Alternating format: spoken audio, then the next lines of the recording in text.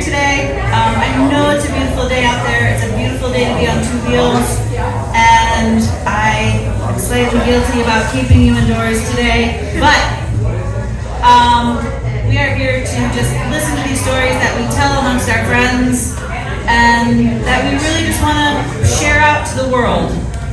So with today's theme of wrenched, we have our next storyteller, Kaitlin.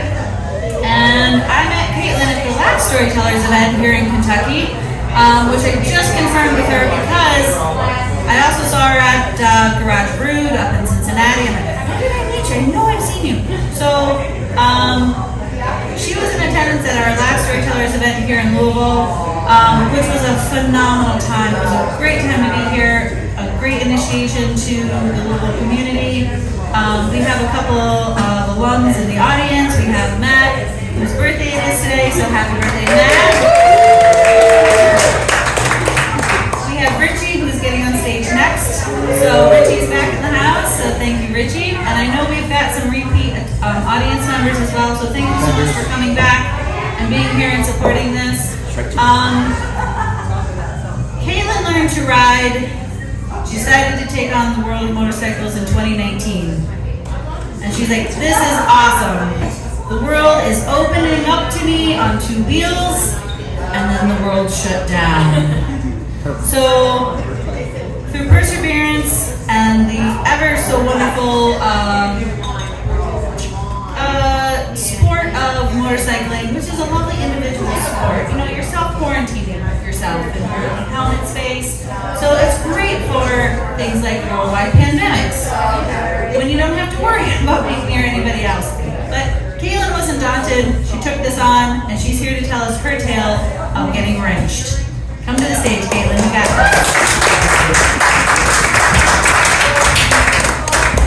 I keep letting myself get talked into these things. So when I got my bike in 2019, I had never wrenched on anything before in my life. I didn't know the tools, I didn't know the thought process, but I knew I was going to have to learn. So every time a service interval was due on my bike, or every time I broke something, I would get out YouTube, get out my service manual, figure out how to fix that problem. I'll give you a hint, this is not a story about service intervals.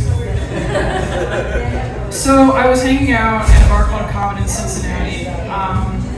Over the past couple years of my life, a shocking number of inflection points in my life have taken place directly as a result of standing around outside of Common talking about motorcycles.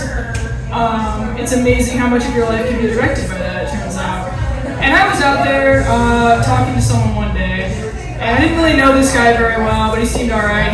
We had mutual friends who raced mini bikes together, and we both listened to a lot of synthwave. So I was like, well, that's enough to start a conversation. And we were talking, and I was mentioning that I did a lot of dual sport riding on this Versus. And I was like, yeah, you can fit so many bad decisions on this thing, like you have no idea. And so I mentioned that I'd even taken it to Wayne and done single track. And I will never forget that, because that's when Matt over there's eyes lit up. He was like, oh, so you really like to ride off-road? And I was like, oh yeah. And so he told me about this event he was going to do in May with his friends. He's like, yeah, it's invitation only on the Kentucky Adventure Tour. I think you'd really like it. Never heard of that before in my life. I was going to sign me up. I've seen enough. That's perfect. He shows me all these videos, and I'm a little concerned about how deep the water and mud is for my 400-pound, mostly a street bike. But I decided I wanted to do it. I didn't have enough time or money to get actual gear for this, and I didn't have time for better tires. But I really wanted to do it, so I compromised and just rolled up with the gear that I already had on my worn out 50-50 tires. 50-50 meaning 50-50 chance you make it up the hill. And so I roll up in an Icon Airflight helmet with the visor pulled off, and I'm like, this is close enough to a dirt bike helmet. I've got more airflow now. And I've never really needed goggles before, so I'm sure it will be fine. Well, and so I get there. He was out camping at some guy named Alex's place, so I just roll up to this group of total strangers, and I'm trying to act like a normal person. But one thing I notice is that all these other bikes are markedly smaller than mine. And here's a good rule of thumb. If you go to a street ride and you have one of the taller, heavier bikes, you're going to have a chill time. Nobody's compensating for anything, they're just hanging out. If you go to a dual sport ride and you have one of the tallest, heaviest bikes, it's time to get right with God. Your life is in danger. So I've taken note of this very concerning fact, and I'm sitting there like with all these folks trying to integrate, and I'm just praying for a KLR to show up. Like my bike is just a cooler, sexier, like parallel twin KLR. Anywhere those fucking things can go, I can usually get through. And finally, 2 of them showed up, and I was like, oh my god, maybe I'll live. So the next morning we head out, and at this point I've gotten myself completely worked up. I got into my own head and I was like, this is going to be a disaster. I have no business being out here. I'm going to cause some kind of problem in front of all these people who are older and cooler and have all done this before. And the first little woods section was actually fine. I kind of managed. I managed the traction, I managed the mud, and I managed my ever-rising anxiety level. And I was like, okay, maybe this was not a horrible miscalculation. We get out onto this like beautiful white gravel road. I've got about 30 bikes ahead of me, all just throwing up a roost of white dust. And for about 15 seconds, it was the coolest thing I'd ever seen in my life. This huge pack of bikes, like, bearing down a hill, throwing up these tails of dust. I was like, this is awesome. I found the Fury Road. Like, this is it. And then the wind shifted, and all that came right back into my eyes. And suddenly my calculation about goggles seemed a little erroneous. And so I'm blinking and shaking my head and like just praying that this is going to get better somehow. And it's not, it is getting worse. I'll get like a moment where I can see again, then I can't. And now we're going around a corner. And I couldn't see anything, I'm kind of just guessing as to where I should be. And finally, the wind shifts, and now I can see. I can see that I'm off my line, and there are 2 cement barriers about 3 seconds ahead of me. 3 seconds is a lot of time. It's enough time to save yourself if you don't do what I did, which is stare at a concrete barrier as if it contains all the secrets of the universe. And so my hands are trying to steer, and I'm just staring at this fucking thing. And I've had some very helpful gentlemen over the past year like, oh, that's target fixation. You know that's target fixation, right? Like, thank you so much. I had no idea what it's called. It's one thing to know what a thing is, and it's another thing to fucking rip your eyes off of the concrete barrier before you hit it at 20 miles per hour. So I hear the most horrifying crunch I've ever heard from my life in my bike, and then something amazing happened, which is I didn't get crushed into the gas tank, I didn't get tangled up in the bars, and instead I got launched into the sky. And I used to ride horses competitively before I rode motorcycles, so this was not an entirely new experience. I've already accrued some frequent flyer miles at this point in my life. And I know from past experience that whenever you can see your entire shadow below you on the ground, you've got some massive fucking air. And my life did not flash before my eyes. My future flashed before my eyes. I was like, Jesus fucking Christ. Matt's a nice guy, he invited me here, and I've ruined his day, and I've ruined my day, and my main commuter vehicle is presumably in 3 pieces by now.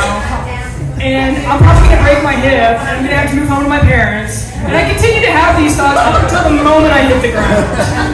And my bike slammed into the ground next to me, and I saw these like plastic quick rivets eject from the fairings. And I had just put those back in like a few weeks ago. I was like, come on, man. So I'm down, the bike is down. The cloud of dust is now receding rapidly into the distance. Cool group ride vibes are over. I'm done. I'm just laying there and someone's like, oh, don't get up. And I'm thinking, don't get up. I need to get the fuck out of this state. I gotta disappear. I can never be seen here again. So I'm like sitting there trying to figure out if my arms still work, do my legs still work, all my joints only bend the correct way. And the answer is all coming up yes, somehow. That deep Rio armor, man. It fucking works. I should not have bounced that way. So I'm figuring out that I'm probably okay. At least I'm not going to need to be hospitalized. And then I look over at my bike, and a few people are now standing my bike up for me, which is just embarrassing on its own.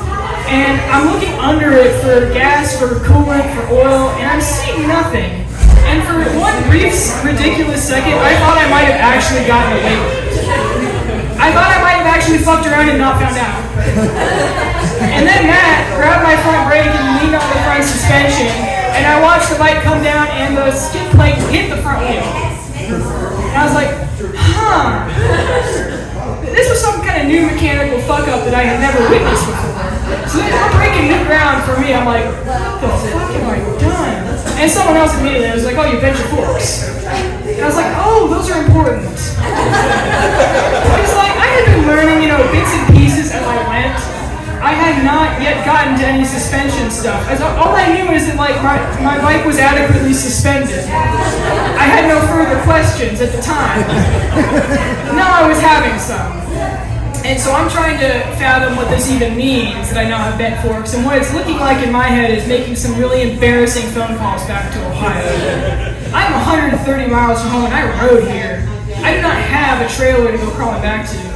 So I'm gonna have to find one. And I'm already like trying to like game plan all this, who I'm gonna call, what I'm gonna say, how I can sweeten the deal. And Matt pipes up with, we can just rotate the forks. And I was thinking to myself, they rotate? You can... And I was trying to act a little less upset and bewildered than I actually was. It's like, oh yeah, it sounds like a good plan. Standing there like trying not to cry. Like my whole body was on fire from being body slammed into the ground. And so we chart the course to the nearest auto zone, which is 9 miles away. And there was just the small detail of getting the bike there. Because as previously mentioned, if you compress that suspension too much, the wheel grabs the skid plate. And in my mind, that did not seem very survivable at speed. So I was like, well, I'm just gonna just be really light on it, just kind of coast. Maybe we can make this work. And what I found when we got back on the highway, the state highway, is that the broken fender would start to make this shrieking noise as it began to pinch between the wheel and the skid plate. That was the early warning system. You're out of suspension travel. This was a really helpful feature. I made it 9 miles to the auto zone without locking the front and suffering a second catastrophic fall. Loop into the auto zone with a gravel dust print on one side of my body. Get the one socket that I need to get the wheel off. And then went back outside. I was like, okay, how the fuck can we do this? Get everything set up, and the only material thing I contributed to this wrenching was getting onto first the pillion seat, then the rear rack, to teeter-tot the front wheel off the ground so he could remove it and spin forks. And I finally get it, suspension is very bouncy. This is all about to go wrong again. And he's like, alright, you got it, don't move. So I like freeze. I've got like 1 foot out for balance. I'm like holding my breath, just praying that this somehow works. And he gets it flipped, get the wheel back on, put it down. And I'm like, did that just fucking work? Are we somehow like, am I like both alive and able to ride again? So the only thing left is the broken fender. There you go. Yeah. Cool. Well now we can't lean on that, so what the hell? The only thing left is the broken fender. And I kind of pick it up off the ground to inspect the damage, and Matt started to say, do you think we could? And don't even finish the sentence because the thing just broke in half the rest of the way and half it just fell on the ground. And I was like, well, that answers that question. We have now done a fender delete. There is now more room for clearing mud. This is all according to plan. This is fantastic. So I bungee cord that onto the back of my motorcycle because that shit's expensive. And I have JD Weld at home. And that fender's not going to be done until I say it's done. It's outside right now. No rest for any part of that bike. I will get every dollar out of it. So, get strapped up, get ready to go. Now I've got this cool custom rake and trail adjustment situation happening. And I'm like, this is great. It's like, a little chopper mount. We got a little more rake mounts. It's pretty cool. Get back on the KAT and went on to have like the best riding weekend of my life to that point after crashing into a wall at 20 miles per hour. And at the end of all that, I felt great. Emotionally, not physically. Physically, I did still feel like I've been tackled by a linebacker. And we have to go, and I see all these rigs taken off. I pass some of them on the highway. I'm still riding my covered in mud motorcycle because I still have no trailer. I pass them, I'm like, that was nice, that was cool, but I don't think I'll ever see any of those people again. Because no way am I ever getting invited to anything like this after all of that. Go back to Cincinnati, and go back to exactly how this started, which is running my mouth at Comet. And now I have a new tragic tale, which is that I can't ride because I haven't bent fork tubes and I don't have a way to fix it. And immediately Eric over there pipes up and says, well, I've got a 50-ton press in my shop. And as someone who couldn't afford new OEM fork tubes, this was a very fascinating piece of information for me. And I didn't even have to look for the rest of it because someone else, Mr. John King, who's not here today, but who I owe a lot to, just tried to say, oh, I already have press blocks. They're machined for 40mm forks. Which was the first hint to me that I'm maybe not the first person to have done this. That such a tool already existed in the world. Crazy to imagine. So a plan begins to form over beer and quesadillas. And by the time in mid-July, I finally got everything, I mean, like the guys I date, as straight as it needs to be.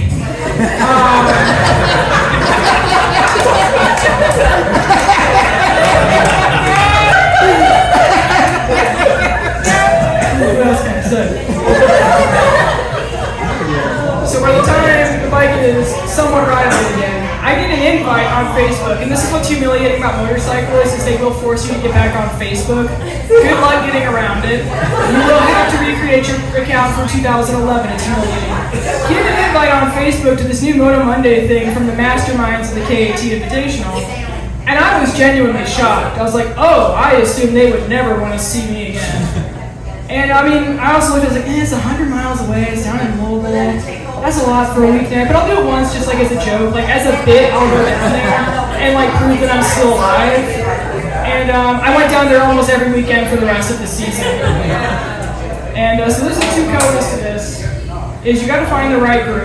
Doesn't matter, the rest of the details will fall into place if you have the people around you who can help you when something like that happens. All you have to do is get back on the bike and ride to the AutoZone.